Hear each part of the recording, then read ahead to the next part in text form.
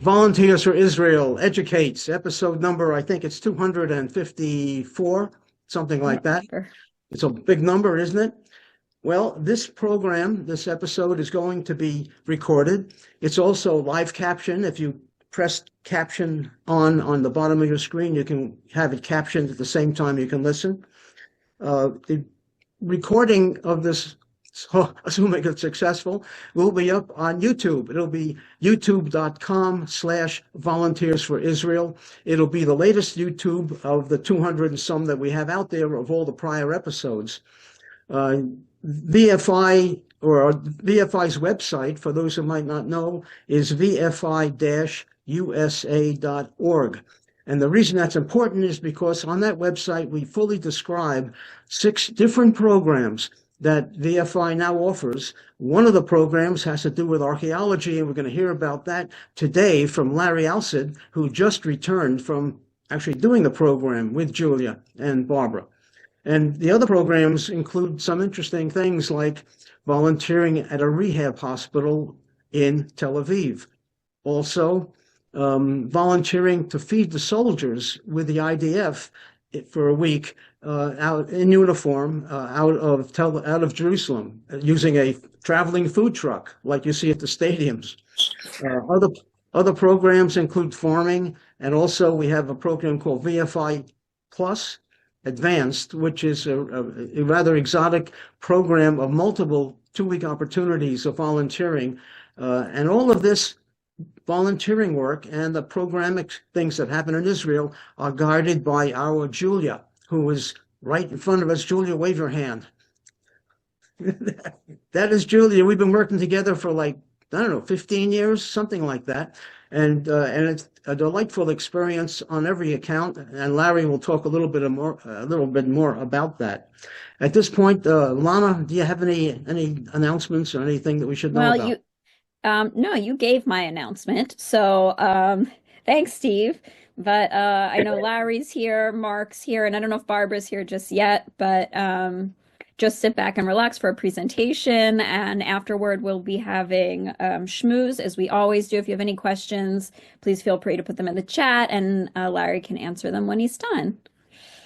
And that's Okay. it. And I'm gonna mute everyone, but please unmute yourself if you are speaking as part of the program. What I'd like to say is that we the 3 of us went on this program, the VFI Archaeology and Rebuilding, and it was a remarkable program. What I've done is put together a PowerPoint that has some pictures, some videos, and some text, mostly pictures and videos, to share our experiences. And hopefully that you can become as excited as we were about the program, and maybe even think of going on it yourself. We just did 2.5 weeks. Julia was our guide, without further ado, the details are, it's called volunteering. So there was the volunteering part, and then there was the touring part. The volunteering was based in Safat for 5 days while we were participating with Live Note Rebuilding Program. Okay, I'm getting some kind of reverb. Alana, do you hear that? Yeah, I already muted. Okay, great. Okay, good. Okay. Anyway, so we were in Safat, which was unbelievable, for 5 days. And then the second part of our volunteering, we went down to Jerusalem for 7 days, where we participated in the archaeology program at the Gavati parking lot in the city of David, which was amazing. And then the touring part, we did touring with Julia. I put some of the highlights, but we did even more. It was an unbelievable tour. We started in Tel Aviv, Jaffa, up north. We were in Rosh Pina, Tiberias. Then we came down to Jerusalem, Masada, Dead Sea, the Gaza Envelope, Siderot, and the Nova Festival Memorial. What was really cool about working with Julia, maybe it was because we were a small group, maybe it was just her, I don't know, but she was very flexible. If we wanted to sit and sip coffee in a coffee shop for a while, we did. If we wanted to go to, another site and spend more time, we did. We went to the Kinneret, spent the morning going swimming. So it was really fabulous. And then we were also with Live Note, which was up in North. They did their own kind of touring, and as well the city of David. So in Live Note, like for instance, one of the things we did, we went to an ancient synagogue up north near Lebanon that was from the Byzantine era. And then another day we did a tour of the Golan Heights, the Syrian border, where we saw Syria, we saw Druze villages, we saw some battlegrounds from the 73 war and the 67-day war. And then in the city of David, we did some incredible touring. This, I believe, was Hezekiah's Tunnel, which I'll be talking about more later. And while we were in Tel Aviv, the first day, we met with Pam, who's obviously affiliated with the program, and she runs a nonprofit called Hamal Ben Yehuda 86. I'd heard of it. I really didn't know what it was. You know, I knew that she was giving some kind of supplies to soldiers, but it wasn't until we met with her and she showed us her setup and what she was doing is that, you know, we were literally blown away. And so I do have a short video of her talking about the program, which I think you'll find pretty interesting. Okay. All the units know about us by now. After 18 and a half months, they all know about us. It started out just word of mouth, and they all know about us. So we only deal with the logistics manager of each unit. We don't have random soldiers coming in here, even when we were downstairs and it was all out. It's not a store, so we can't just let soldiers come in and take whatever they want. We only deal with the logistics manager, that's called a RSAP, of each unit. And he knows what we have on the list, or we send them the list, and then they tell us what they need. Now, they would like to have a lot more than they need, so we question them, and we're very, very careful, and we ask, do you really need this amount? Most of them are very, very honest with us and say, I need this, I don't need this, you know. They tell us how many people, like for instance, this is someone named Sachi. We've dealt with him many, many times. He's got 16 people in his small unit. And this time all he needed was some string, with string that you tie things up with. And he needed bars, protein bars, he needed 10 towels, and he needed 20 dry fit t-shirts. So that's all. He wasn't asking for extra things. So we have, you know, dozens of orders every week that come from people. Why the Army doesn't take care of all of it? For instance, okay, the Army's not going to replenish underwear or socks or give more fleeces or give more t-shirts. Sometimes they give some at the beginning and they don't keep replenishing it the way we do. They're not going to give them more electrolytes if they need, or deodorant. For the other things, like for instance, the knee pads or the combat gloves, a unit can put in a request from, you know, the main whatever part of logistics, and put in a request to get, like, let's say they needed 20 knee pads, but it might take a couple weeks, you know, or more than a couple weeks to get it. Whereas from us, they can call us up and they can have it that day or the next day. So that's why they come to us. Okay. Wow, thank you. What, random strangers? No. Oh, okay. No, friends. Friends. Okay. You know, I didn't ask them. I said, but you know, I brought all this money and blah, blah, blah, and they needed it. And this is from here. 1, Wow. 2, 3, 4, 5, 6, 7, 8, 9, 10. That's 1,000. 1, 2, 3, 4, 5. $1,500. Oh, But my wait, gosh. on the plane, after the fires broke out, I have another 125 I have to take out of a machine for you. Wow, that's incredible. And I'm so glad. Did you like? What did you do? You strong-armed these people? Thank you so much. This is like amazing. Some I Wow. strong-armed, some gave with open hands. I will let you know what this is going to go towards. Okay, because this kind of money isn't going to go towards just like regular shampoo and toiletries and stuff like that. This is going to go through something major. You have to buy special goggles that are on back order that are dust protective, like big This is great, so special people know where the goggles. money's going. Yeah, big goggles that all of the drivers of the open air vehicles need, especially now that it's summer again. Okay, so you see how important the work Pamela is doing. It's amazing. She's like a private quartermaster for the Army, and I think it's because she has all these contacts for so many years doing SAREL. What I wanted... Pam will be on later to answer questions if anyone has. Great. I hope I didn't embarrass her. No, I'm sure not. Okay.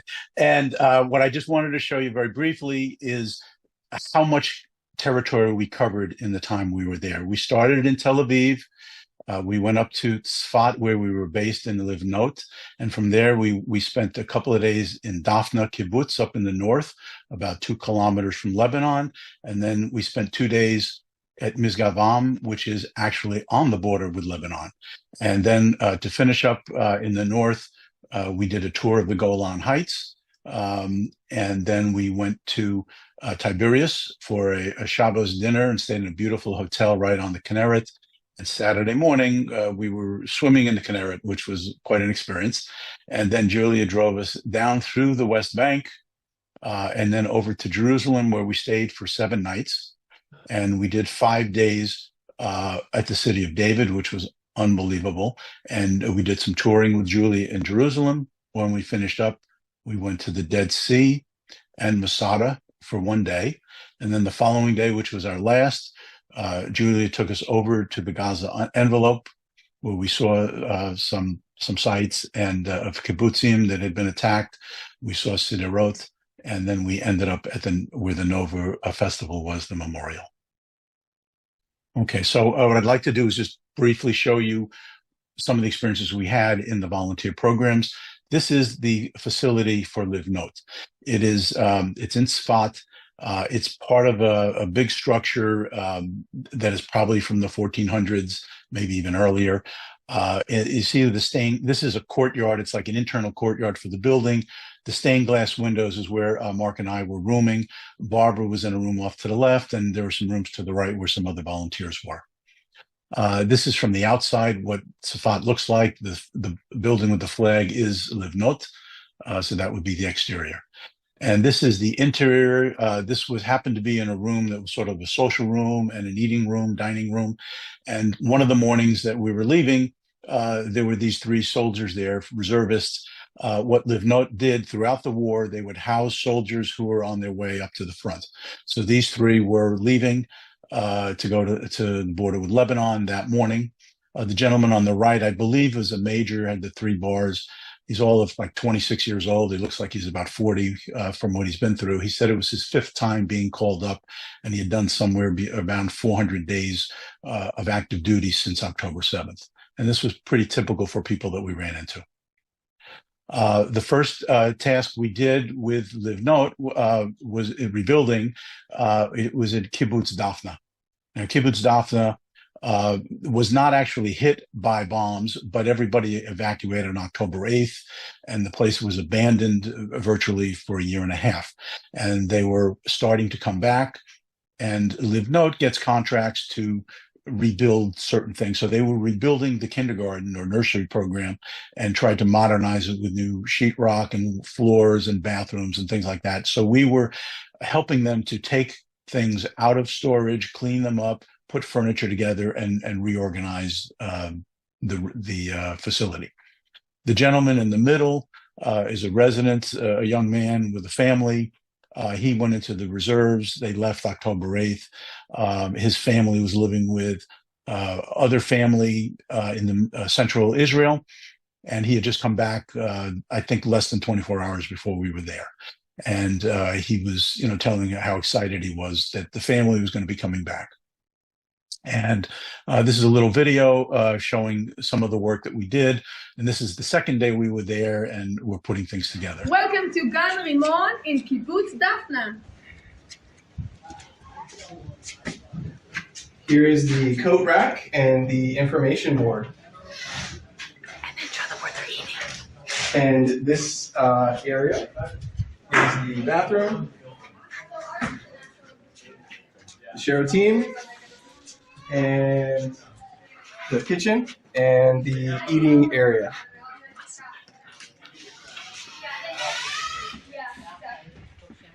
This is the crafting room. No. This is the painting room. Right here. Here. No, crafting room. You can see this is the painting room. No, it's crafting. It's obvious this is the painting room. It's crafts. Olivia's out of control over here. He's the mad one. And this is the kitchen, and it's really clear here where they do the cooking that they're vegetarians. Right now, you have just vegetables and eggs and fruit. So if they're going to change their diet, then they'll have to buy more things. This is the building room. We've got magnet tiles, dinosaurs, Brio tiles, Brio wood blocks, trains, And live animals? and corrals. This is a malekef. Yes, with a malekef. Wat we gaan buiten weer. Reading corner. Or the lab corner.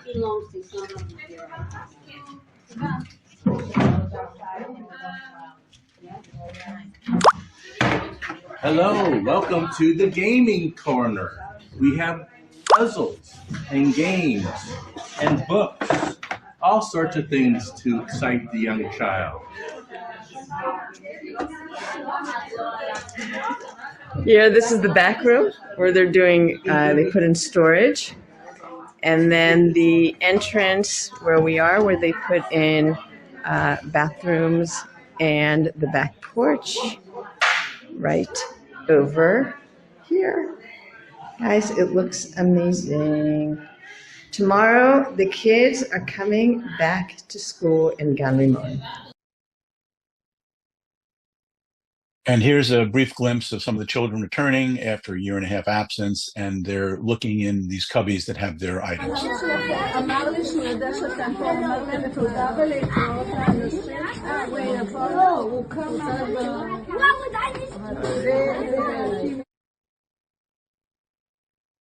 All right, and then the next 2 days, we went up to Kibbutz Mizgavam, which was right on the border with Lebanon, and there was some serious heavy-duty fighting and clashes and skirmishes going on there. Again, everybody left on October 8th. I took a panoramic of the border, which I thought you might find interesting. We're on the border of Israel and Lebanon. We're at Kibbutz Mizgavam. You can see almost every building on the Lebanese side has been destroyed.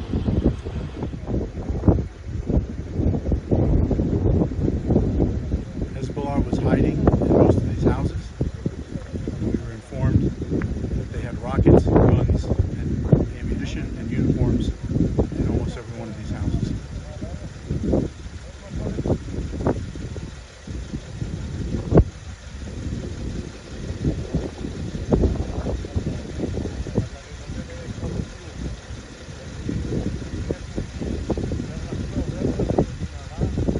We're in today, Mizgavam. I'm standing in the kibbutz. Mizgavam means fortress, and it is the northernmost point in Israel.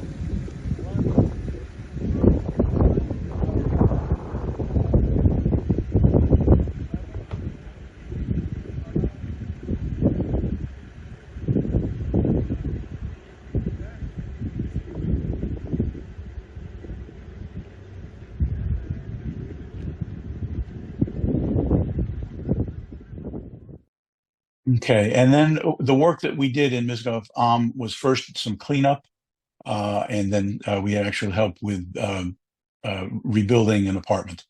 And what kind of struck us was a lot of items were just left there on October 7th. Time stopped and stood still. So you see a child's car. This may have been brought out while they were doing reconstruction, some books. And this happens to be at that close to where I was taking the video. This was a cafe, and it was bombed. All the windows were bombed out, and it was kind of, I guess, a kind of a known place for people to come and go for sightseeing. To give you an idea of the cleanup, things were pretty messy. I think the troops were actually, Israeli soldiers were in these buildings gathering intelligence and firing on the Lebanese. So the first day we did a lot of what I would call schlepping, schlepping and more schlepping, bringing stuff, throwing it into the garbage, and then bringing some supplies in. Here we are now bringing some supplies, Mark and I, into the apartment so that things can be worked on. This was the foreman, who seemed very, very happy we were there, that they asked us to come back the second day, and he had a lot of tasks for us to do, and I'll give you an idea of what some of the work that we did.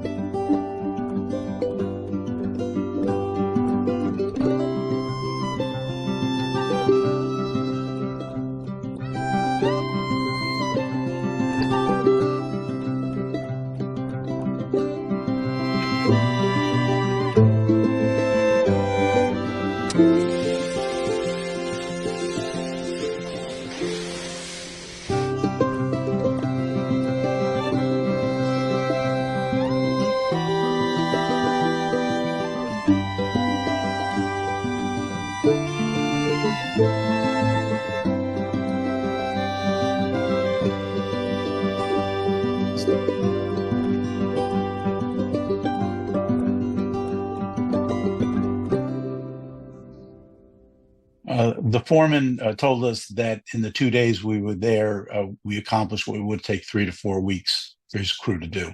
So he was very, very grateful we were there. As you can see, this is not a vacation where you're sipping margaritas at the poolside or the beach. This is you're working. Okay, and then we went down to Jerusalem. This is the Gavati parking lot. I don't know if you know about the story. I think it was about 15 years ago. This was a parking lot, and they were doing some reconstruction, and they found there were some artifacts, so they had to stop the reconstruction. And so this is what they've uncovered, as part of the city of David. It's right south of the walled city. And if you look at this, every inch was taken out, one scoop of dirt at a time, which we learned is a very slow process.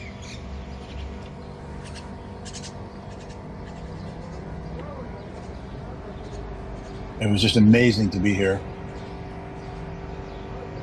realizing that we were working in levels that were from, the first temple and into the Hellenic period.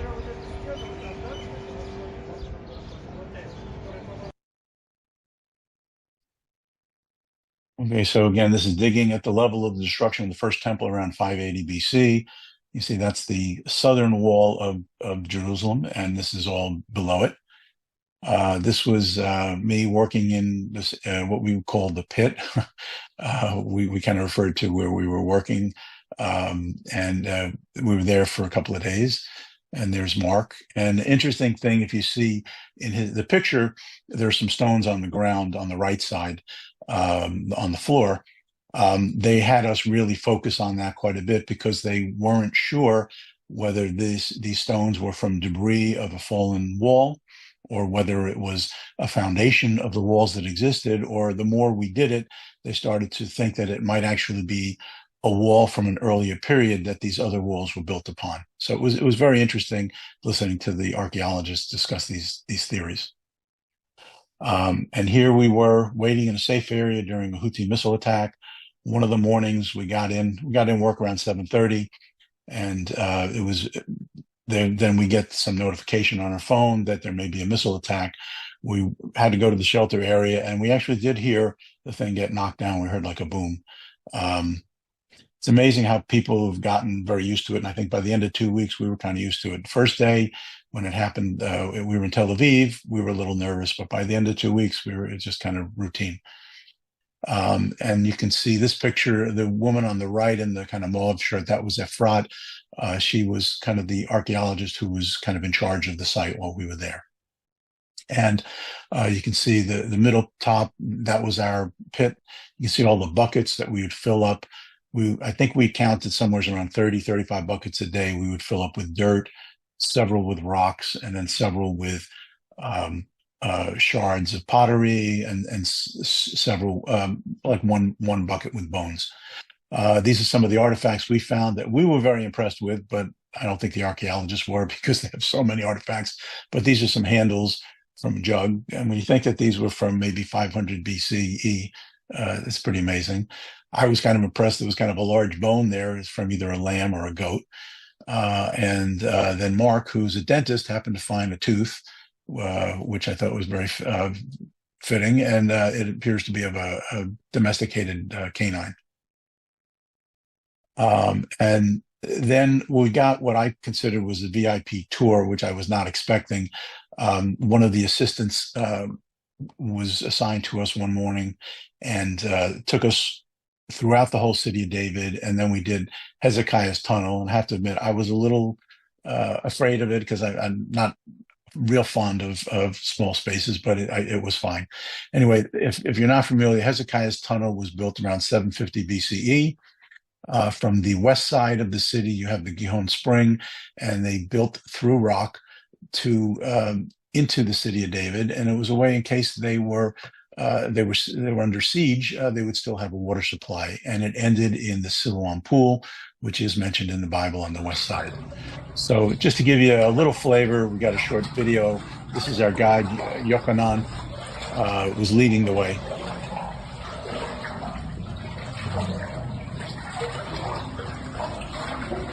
And the water gets to be from mid-calf to above your knees at different points.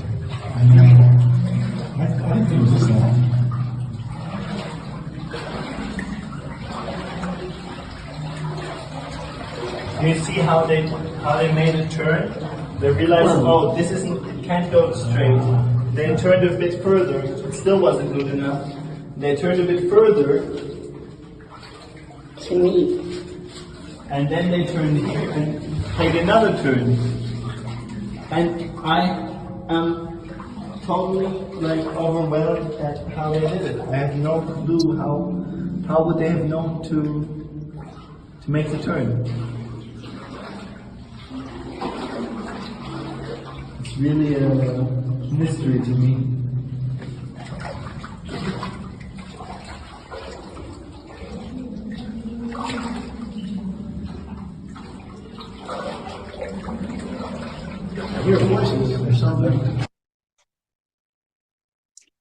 Okay, so the Hezekiah's tunnel, it is an engineering marvel, because they went from the west side and the east side, and they dug through this mountain, and they met in the middle. How they knew what level to be at, how they knew where they were going to meet, is just amazing. That's what the guide was referring to. And you can see this is the exit of Hezekiah's tunnel, and it ends in what is the Siloam Pool. And you can see that I'm standing by that exit. And this was the Siloam Pool. I believe I'm not sure which function it was, if it was 2 or 1, but I think it was where you could get a supply of water for drinking in the event of the city being besieged. It's also, I think, where people would ritualistically bathe before they would go up to the temple. And then we were really treated to the pilgrimage road. And whoops, I'm trying to. Okay, let me just see if I can get this cool effect. Oh, here we are. Okay, so over here, this is the Siloam Pool where I had been standing. And then this is the pilgrimage road, which is a stepped walkway going up to the Temple Mount. Okay, and so here, Barbara and Mark are at the entranceway with Yochanan. And you can see over here, they would have like stalls and things along the way. So this is right over here where they are over there. Okay. And you can see this is the road, and it goes up, I'd say about 2/3, maybe 3/4 of the way. And they have not, it's an active site, so they haven't uncovered all of it. So the rest of the way, we had to go in an underground passage over here, which was some kind of a water sewer, which then ends up at the base of the western wall. which was just unbelievable. I think we were all speechless after this tour. I don't think I slept that night because I was just so excited. Okay, and then we left on the 18th. We get home 3 days later.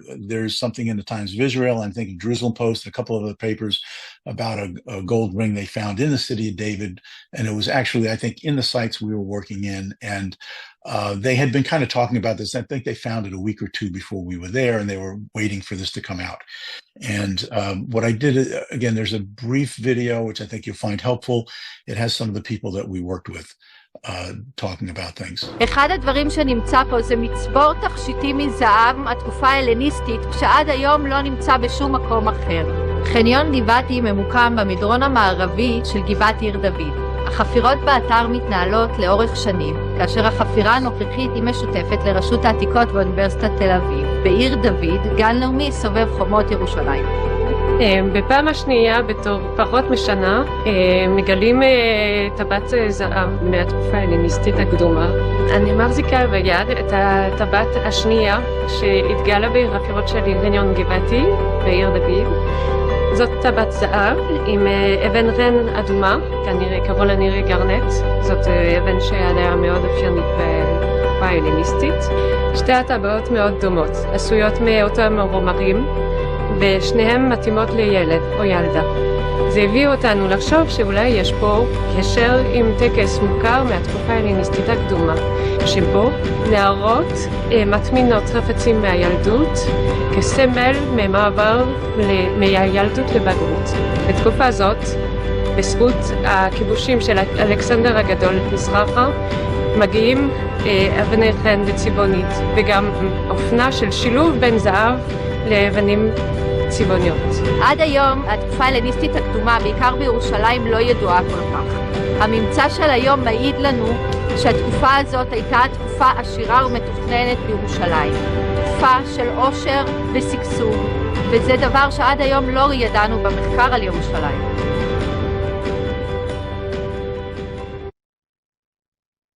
Okay, and so then, when we finished City of David, we had 2 days left. We did some touring. We did the Dead Sea and Masada. And there we got Barbara looking pensively out at the desert. And then my friend Mark decided he was going to walk up the snake path, which I tried to advise him against, given that it was 95 degrees, but he was pretty insistent. And here he is walking up, and he did a great job. And then the next day, our final day, Julia took us down to the Gaza envelope. And this was a kibbutz that bordered the Gaza wall. And it was a very sad story that the day, October 7th, several of these guys on the paragliders came in, and they just were throwing grenades in houses and shooting people very early in the morning. So there were some monuments there to some of the people that died. The day we were there, it was a Saturday, and they were beginning this new offensive called Gideon's Chariot. You could hear the bombs going off. And if you can see it, you can't see too much, but it's a little smoke on the right side. That was from some bombs that were going off. And then close by was the Sderot city that had been a center of quite a few attacks that day as well. And the police station, all the police officers were murdered. And this was a memorial to the police station in Sderot. And then the last thing we did was the Nova Festival, and I have Mark did a really touching video of it.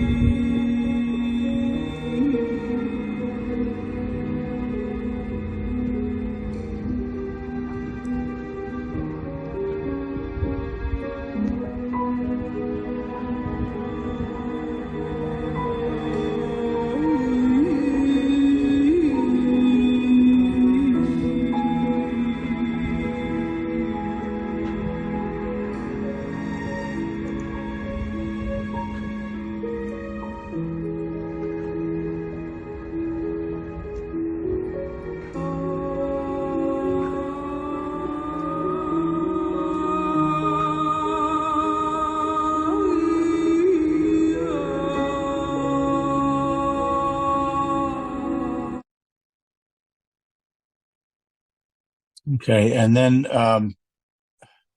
again, watching it left us kind of speechless. All these beautiful young people with their lives ahead of them, just snuffed out for absolutely no reason. And then the last thing we did is Julia took us to one of the bomb shelters in Kibbutz Re'im, right near Nova. This is the one where a lot of the young people escaped to, and they were hiding in there. You saw these bomb shelters all over the Gaza envelope. They were like bus station bomb shelters. And this was a picture that someone in this bomb shelter took. And Julia told us the story that the young man was at the doorway, and the terrorists were hurling grenades in, and he was catching them and throwing them back out. And one of them he just couldn't catch, and it blew up, and he died, as did several others. And then that happened to be the bomb shelter where that Hirsch Olin Goldberg was. I guess that's how he lost his arm. And here, this is a memorial in the bomb shelter to those who died. Okay, so just to kind of sum up, we had a couple of thoughts. These were comments that Barbara, Mark, and I shared during our trip. This, I think Barbara had mentioned. Something magical happened during our trip. Was it the tours that helped put everything in perspective? Was it seeing our efforts made a difference during a time that Israel needs our help? Was it the opportunity to learn? A return to the United States with an increased respect and wonder for Israel, and an even more solid commitment? I think this was my thought. While we were expecting to serve Israel through our volunteer work, we were surprised at how personally enriched we were by the activities we engaged in and the interactions we had with so many Israelis from diversified backgrounds and beliefs. This trip is excellent. I love being in Israel. There is no country like it in the world. I believe that was Mark's. This trip exceeded my expectations. The trip of a lifetime. So glad I decided to come. And just a couple of final thoughts. I was surprised how so many people seemed so willing to talk with us about how difficult the past few years were. And they shared many of the traumas and stressful incidents they either were directly involved in or somebody else they knew was involved in. Almost everyone I spoke to lost someone close to them or knows someone who died since October 7th. Most Israelis we came in contact with seemed really grateful we were there. Several people told us they were glad to see there are still people who support them, because all they see on the news are the anti-Israel protesters and the people who hate them. Many shared how difficult their lives have been due to financial hardships. Shopkeepers, artists, business owners all thanked us for coming to Israel and helped them by spending money. I believe tourism, I heard, was down anywhere from 85 to 95%. We also saw firsthand, I always knew this, but we saw how close the borders are to the kibbutzim and understand why and how it's necessary that Israel maintains its territorial integrity. I spoke to a number of reservists. They've all been called up for active duty 3, 4, even 5 times for as many as 300 to 400 days since October 7th. It's not only been dangerous and stressful for them personally, but it's placed tremendous stress and burden on their families. Yet when asked about how they felt about their service and disruption to their lives, they all typically replied, "It's our time." A good number of Israelis in the past believed there could eventually be peace with the Palestinians and there might be a potential for a 2-state solution. I found very little support for this today. Some feel the war should continue, some believe it should be stopped, but no one seems to have any idea what will happen in Gaza when the fighting stops. They don't believe Hamas can stay in power, but they have no clear idea who can run Gaza. It's clear Israel needs our support now more than ever. And I think we all left with a great determination and respect for the strength, resilience, and determination exhibited by almost everybody we encountered. Shalom, and next year in Jerusalem. And that's it. Wow.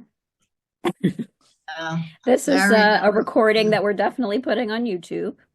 Yeah. A great presentation. Everyone feel free to unmute. jealous thank I'm you. not there. Yeah. Julia, go ahead. Anna, you're welcome. Larry, thank you so much. When you told me that you made some nice PowerPoint, so I didn't realize how nice it is. Exceeded my expectations. So thank you. Oh, thank you. Really Doing great. Very nice. I really wanted to somehow put into pictures and words what we experienced. That it really was a trip of a lifetime. Amazing. Yeah, what So Larry's not glad. telling you is he spent endless hours putting that together. Probably, It shows. It shows. I probably didn't a know how to do full-time some of that job. stuff. Larry, hi, it's Pam. Hi, Oh, hi, Pam. Pam. I'm sorry I wasn't on for the whole thing. I actually had to be because some soldiers were picking up things, so I had to be over there. I know you were talking about the Hamal earlier. I just want to tell you that and tell everybody that I followed them the whole time for their 2 weeks, and I got their updated email, WhatsApp messages, and looked at their pictures. And the three of them were an unbelievable team. Who, when they first started, I'm sure Julia felt the same way. When we met them, three people, it's a little hard to know how a group is going to be with only three people. But they gelled, they were great together. And I loved hearing about your daily experiences and how you all work together so well and what you did on your weekend tours. And it was great. You three were absolutely fantastic volunteers. So Thank you. You, Pamela, you Yeah. were the most impressive person we met on the trip. I don't think I was the most impressive, but thank you. You are doing work that is not duplicated by anybody. And Thank you, Mark. Thank you. it's amazing what you do. Well, thank someone you. has to do it. We just all have to do it. As you said, so many people are pitching in, so many people are doing things, and you do what you have to do. Julia knows Julia's been doing it since the first day too.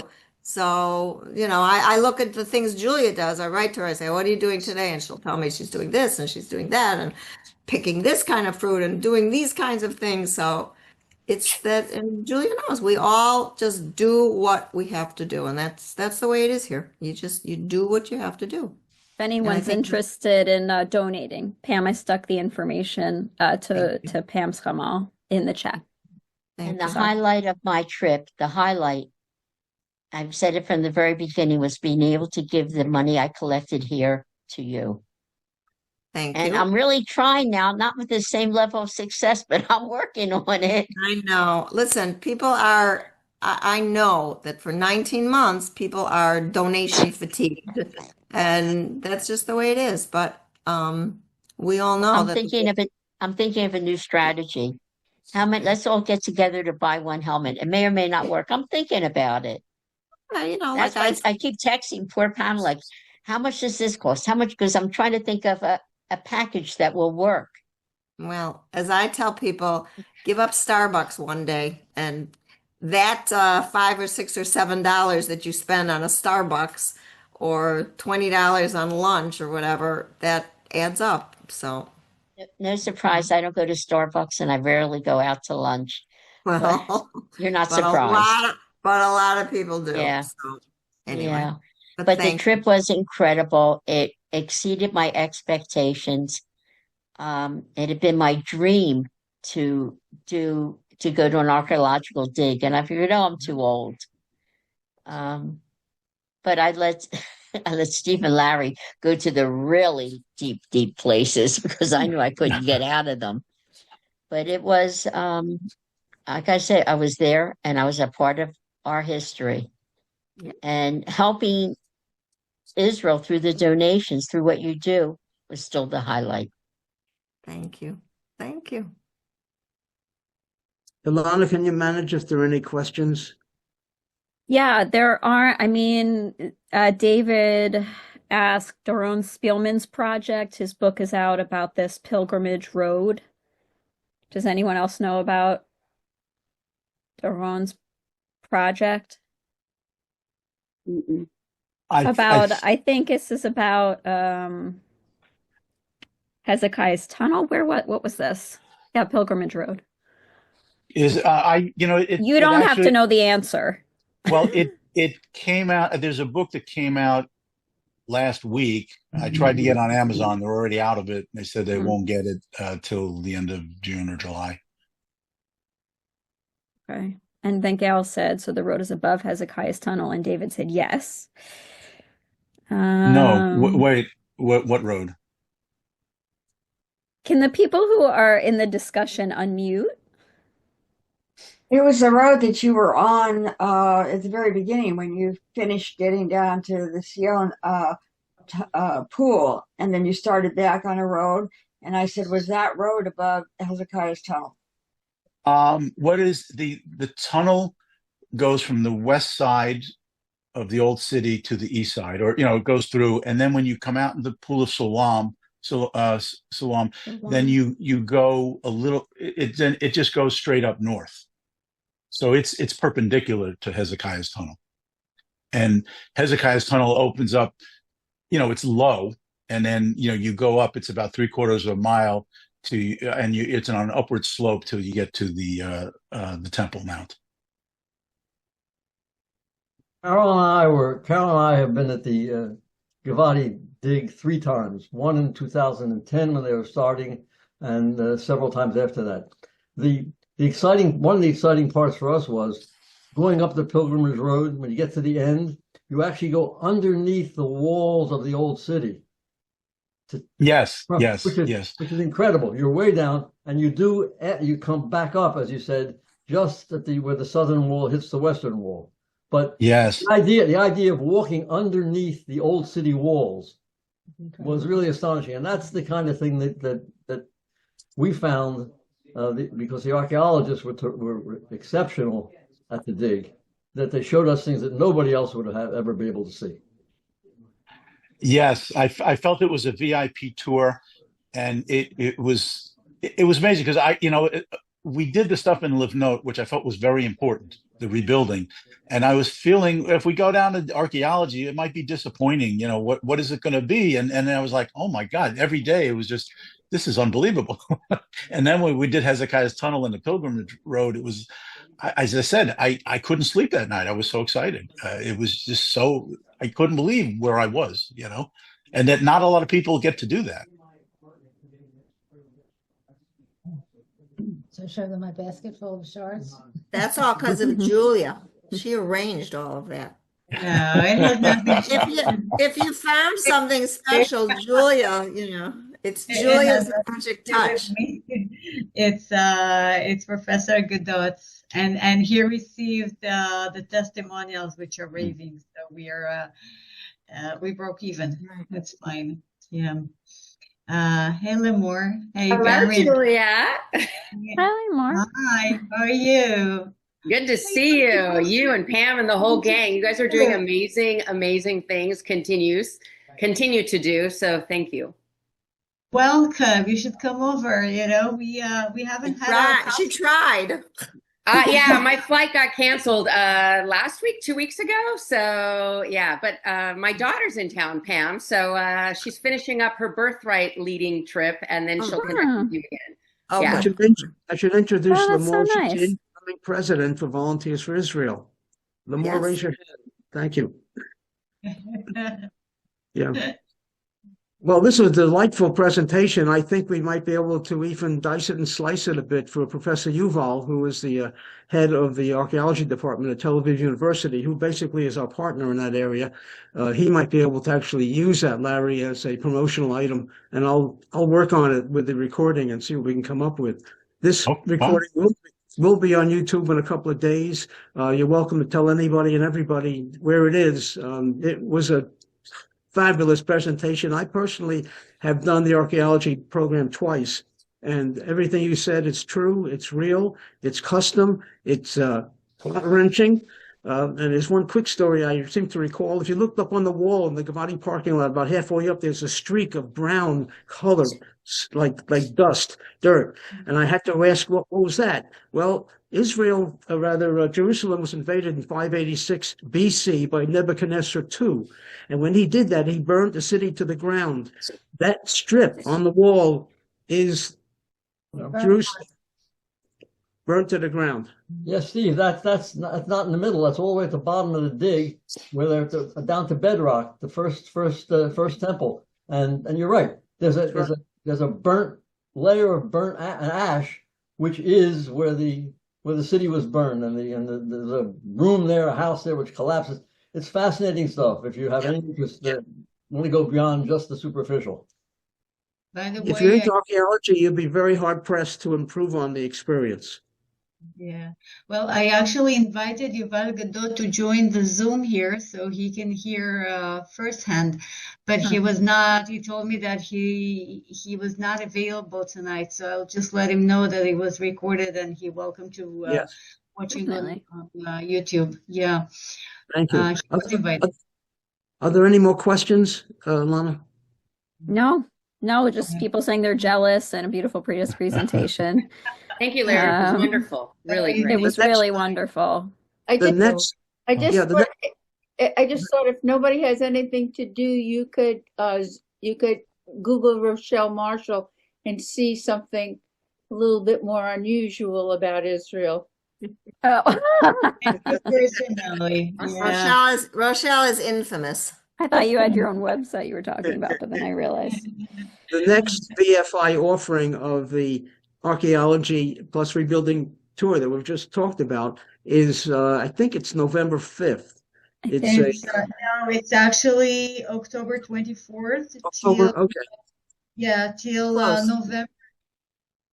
So not yet yeah. sure which week will be archaeology and which one is leave note, but these are the dates. Yeah, I actually put it on chat. Danny was asking if there's anything available when he's here. So yeah, so that's end of October, beginning of November. Right, right. So to learn, yeah, if you're interested in exploring whether or not it's for you, and I think there's no age limit at the moment on that program, unless, of course, you have to carry an oxygen bottle with you or you're in a wheelchair. You can see that they can accommodate people of all abilities. But go to the VFI website, and on there you'll see a listing for the archaeology program. Click on it, and it'll give you in detail all the things that Larry showed us and what you have to do to sign up. You know, Steve, one thing I would add, which is kind of a plus with this program, you start early, but you end at like 2:30, and you are right there by the Dung Gate. You know, when you get out, so you have the whole afternoon and evening to walk around the city and go out for dinner. And, you know, we actually one night, we went to King David, we splurged and had a fantastic dinner, and other nights we just ate in the old city. But it's, you know, so you're doing a lot. It's a very busy day, you know, but it's not just working, you know, you're doing the work and then you have a lot of time to walk around. Yeah. And I'll say the same thing also for the people who do the rehab program. They also, because they finish early in the afternoon, they don't have as strenuous work as you guys did, but they start at about 8 or 8:30 in the morning, but they finish at about 2 in the afternoon, between 2 and 3, and then they have the late afternoon and the evenings to do other things. So both of those kinds of programs offer people time to do other things too. And I have a question for the three of you. I know that you told me things as you were going along, but just for the general group here, how strenuous? I mean, Barbara, you said, you let the guys do certain things, but really, how fit do you have to be able to do the archaeology and the live note? How strenuous is it all? What would you suggest to people? Because a lot of people have asked about it, but I don't know. I'm in relatively good health, so I had no trouble keeping up. Sorry, my husband's name is up here instead of mine. He pays the internet bill. You can change the name. Huh? You can change the name. It's okay. You don't have to. We know who you are. But I don't know. At any point, I mean, I used to joke about it. So when we were at the kindergarten, I cleaned the magnetiles. Very important. Someone had to do it. I cleaned the toys and I helped organize the books. But at the second location, I was spackling and painting and sanding like everybody else. What I wasn't doing was moving the 50-pound bags. That I wasn't doing. But the rest of it, if you're in relatively good health, if you take bags from your car, from the supermarket into the house, if you put things away, if you do the routine things, you should be fine. And what about at the dig? What about the dig? Did you find that I that had a was ball. okay? You know, I was would like in my, I would say you do what you're able to. So no one's going to say, you know, to somebody who's, you know, got a broken arm, lift 50-pound bags, but you do what you're able to and what you're comfortable with. The only thing I would say is what's probably most important is maybe balance, walking, knees, hips, because, you know, you're going up and down a lot of stairs to get to the sites. Even with Live Note, there's a lot of stairs. You know, Jerusalem is very hilly, Safat's very hilly. So if you can handle the walking, I think that's more, you know, an issue, I would think.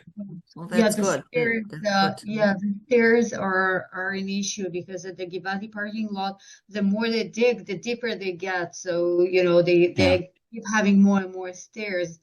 So that's but even in this case, I mean, if you have trouble doing the stairs, you can just sit down up there and wash the pottery. You may not even dig. But for the actual digging, you have to be able to do lots of stairs. I'll be 76 in 2 weeks, and I had no trouble with it. But people who have problems with their knees would have a problem. And I had no problem with the steps or the uphill. Yeah, breathe a little hard. So what?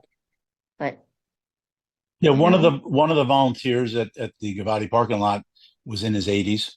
Mid-80s, and he had a number of medical things going on, but he comes, I think, twice a week. He made Aliyah 30 years ago, and he says he's been doing it twice a week for 30 years. You know, I think maybe they might want him to stop, but he doesn't want to stop. You know. Just a quick question about the stairs.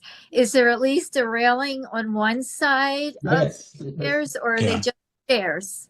No, I would say they're safe stairs. You know, they've got railings on both sides. Oh, okay. You know, and they're not steep steps. It's just that you got to go down, you know. Yeah. And up. Thank you. And up, yes. Some point, if you want to get lunch, it's up there. The bathroom is, remember? Right. Right. You have to do a little bit of walking. Yeah. Yeah. 10 or 12 years ago, I was at the Givati dig, and they were going to have me go with one of the archaeologists to learn how to do the digging. And I says, I can't do that. I've got bad knees. They're constantly kneeling and getting up and down is not for me. I washed broken dishes for the week. That has to be done. They need that so they can evaluate the finds. And I found it, other than the dishpan hands, I found it very rewarding sitting up there on that upper level and talking with the people who were there, the Israelis, the people who had just finished a year in the their years in the army. They didn't know what they were going to do yet, so they were just kind of doing this to fill in until they could make a decision. And I learned a lot about a lot of people, had a lot of fun. Yeah, and that's a big part of, I think, at every site we were at, which I would just say, you know, encourage people if you want to go, is even if you don't do a lot, it's talking to people. And they really seem to want to talk a lot about what's going on.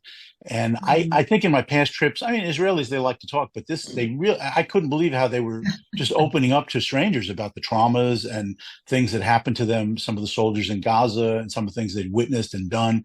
And they seem to really value having us there, you know? And I'm telling you, shopkeepers were hugging us when you buy something, and they were thanking us. You know, there was an artist. I bought a couple of spiritual kind of paintings from him for myself, and I was getting from my brother as a gift. And I he was hugging me. He said, "You're the first person who's bought something for me today." And Wow. so they were very, very appreciative. So if you're thinking of going at all, I would really encourage it. I felt safer there than I feel in the streets of New York, quite honestly. It was a great trip. People Well, I keep just saying, walked home. I just walked home from the Hamal, and there was a siren going on, and I even felt safe in the siren. So what can you do? the missile was intercepted. I was checking on the cell phone to see that. Did you have a siren?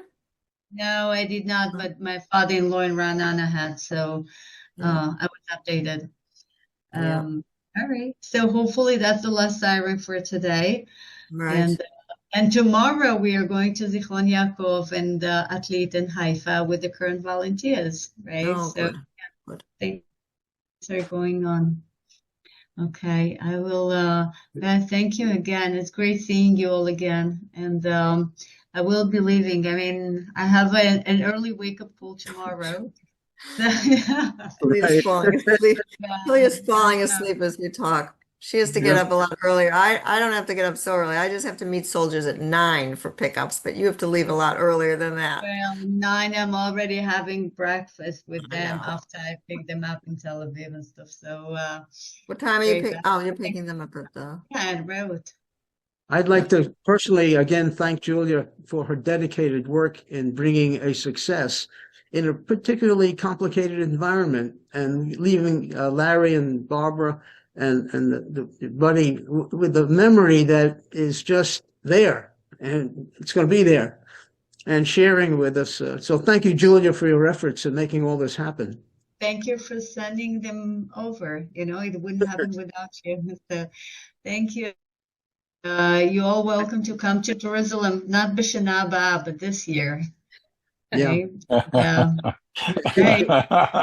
לילה טוב, שבת לילה שלום. טוב. לילה טוב. Ashana. Bye, Leila. Okay, thank you. Oh, well. Julia is a genuine gem. We are very yes. And with Pamela, we have what we call the host committee, 2 young ladies, and they do a remarkable job. So terrific. Well, let's see. Sorry I didn't make the meeting last night, Steve. Again, soldiers this week. This week is like unbelievable. No problem. We'll have a good one this Wednesday. So got a bunch of topics to talk about.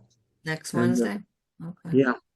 Well, let's see. Are there any other questions that we can field in regard to Larry and today's presentation? That was absolutely wonderful. I am so jealous. And Pam, I'm not sure I can't do that. If you think you can do it, Rochelle, then go for it. I mean, yeah. The worst that can happen is I need help. That's all. Yeah. Or you wash the pottery the way Maurice did, which is fine. I mean, I happen to think that would be great. Yeah, I think just to repeat, on the archaeological site, there is more jobs to do than just digging. There's the washing and there's the screening and there's a bunch of different things to do. I've been on archaeological digs before, but never in Israel. So I don't think it's too much for me. No, you could do it. I'm pretty sure. Well, I know you can walk. And I'll come and help you. Okay, I know you can walk miles and miles and miles, so I know the walking is never a problem for you, Rochelle. How long was this video, and can it be taken off and shown to groups? I have a question about the Feed the Soldiers program. Sure, go ahead. How many days are you actually feeding the soldiers? 5. 5. Sunday, Monday, Tuesday, Wednesday, and Thursday. No, you're Sunday, not feeding them on Sunday. Well, probably not Sunday, but Sunday you're on the job and you go to Tel Shamir Hospital, Tel Shamir for orientation. Then you go, secondly, off to the IDF base near Jerusalem, where you get your uniform and get situated. That is Sunday. It's true, you're not going to be really working, but you're on the job, getting trained, whatever. So then it's only 4 days that you're 4 days of Monday, actual, Tuesday, Wednesday, Thursday. 4 days. Actually in the field with the food trucks. That's true. Yeah. Do you like to cook? No, but that's They might need a retired dentist. Who knows? You know. Bring your equipment. That's the important thing. I like the extraction tool. That one gets me all excited.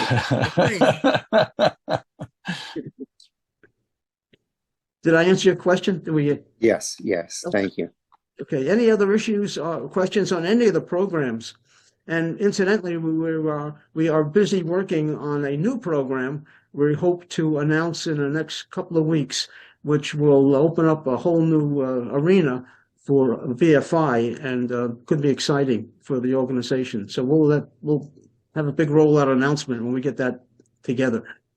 But other than that, we have people there now volunteering, and of course Larry just came back about a week ago now, maybe a week and a half. Yeah, a week and a half we came back, yes. So we have a constant rollover of volunteers there. And that's in spite of the fact that it's very difficult to get there because of the airlines, in spite of the fact that there's a war going on in the backyard, in spite of the fact that it's cost a couple of $1,000s to do it, and in spite of the fact that all these in spite ofs, people nonetheless are doing it. Now, you might say we're crazy, but it works. Okay, Pam, I can't wait to see you. I'll be there soon. Okay, Rochelle. Bye. Stay in touch anyway. We'll be in touch anyway every day. We're in touch every And day. if somebody is feeling kind of sad, tell them about my video. It cheers people up to see an old lady doing that.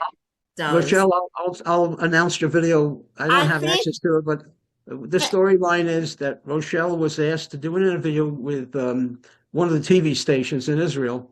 I-24. Right, 24. And during the interview, she expressed her disdain to the Arab population by exhibiting what we'll call the one finger salute. Not to the Arab population, just to Hamas. The UN? It was Hamas. No, that's right. It was And the Red Hamas. Cross. There you go. And so she exhibited her nail polish, and it worked out very well. It was on live TV. Fingers. As a result of that, apparently the TV station has decided to interview her every time she shows up in Israel. It went viral. My daughter called me, and I-24 said in the first 24 hours we had 1.5 million hits. So amazing. I think Rochelle's picture, the one picture that we all have of it, I think it should be sort of like a motto on the, a symbol on the on our website. Well, for the next time Rochelle goes, she's going to have to change her fingernail polish, so it's distinctive the first time. No. I have to tell you that this nail polish with the Jewish star is done by a Muslim Iranian who had no idea what she was doing. Right. And when she saw this thing going all over the world, she was like astounded. That's funny. Got to give her credit. Right. Awesome. Great job, Pamela. Hi, Gary. Where can I see that? Great job. Where can you see what? Rochelle? Yes. Just all you do is Google Rochelle Marshall. Yeah. ROCHELLE MARSHALL. Just Google it. And I will do that in a few minutes. Doing something pretty funny. She made history. of all things. But there were times when I was in Tel Aviv walking down the street and people would stop me and say, I know you. Right. That was fun. That's great. That's great. Any other questions or issues anybody has about any of the programs that we have right now? Any No, just any uncertainties? check them out, tell your friends, and sign up. That's it. All right. Well, at this point, thank you, Larry, for your presentation. It was so top. We all appreciate it. And thank you for taking the time and energy to put it together. It shows. And that's great. And we're going to, with your permission, we will have it up on YouTube and we will use it in a promotional way any way we can. And I'll try to slice off a piece specifically for Professor Yuval of Tel Aviv University, and I'll talk to you about what we can do with it. So at this point, we will now officially. At this point, I want to know when you're coming back, Larry. That's all. Just let me know. You'll be the first. No, the second. First will be my wife. I got to tell Wife, you. right? I'm always second. I'm always second after everybody's wives. It's fine. The other woman. Right. That's when I told her about that we could stay in a really nice hotel in Jerusalem and do the dig, she was into that. She wasn't so much into the Live More campus. Yeah, right. That makes it a nice trip, and it was a nice hotel, that we stayed at, close to the city, and it was convenient. It was a nice hotel. Right. Okay, so the question is, are we coming with or without our spouses? Yeah. Then she would send you off every morning, Larry, and say, goodbye, have a nice time at the dig. I'll see you. No, she'd want to do the dig. She said she would do the dig. Yeah. Great. Well, I never realized the concept of Pamela being the second woman for many men that I'm aware of. We're going to have to think of how to merchandise that. It happens all the time. Ed Gordon I used to have to help Ed Gordon make telephone calls to his wife. This is back a long time ago with the phone cards and everything before there were cell phones like this. Right. Before there was WhatsApp. And he would, I would always get on the phone, hi, and she knew who I was. And, he would say, Dave Talmas, one of our unfortunately deceased volunteers, sweet, sweet, sweet, wonderful man. He had a lovely wife. But when he came on the group every year for like 20 years, he would have his Sarel wife, okay, Marlene Shapiro, who was part of the group. And his wife knew, okay, Marlene, that's your Sarel wife, that's your Israel wife.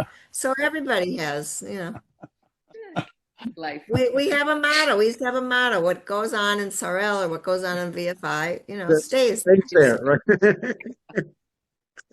All right, I'm leaving. Good Shabbos to you all. Stay safe. Bye, Good to see you. Thank you again, Larry. It was wonderful. You're welcome. My pleasure. Thank you. Happy Shabbat. Awesome, yeah. Okay. Thank you. I'll leave.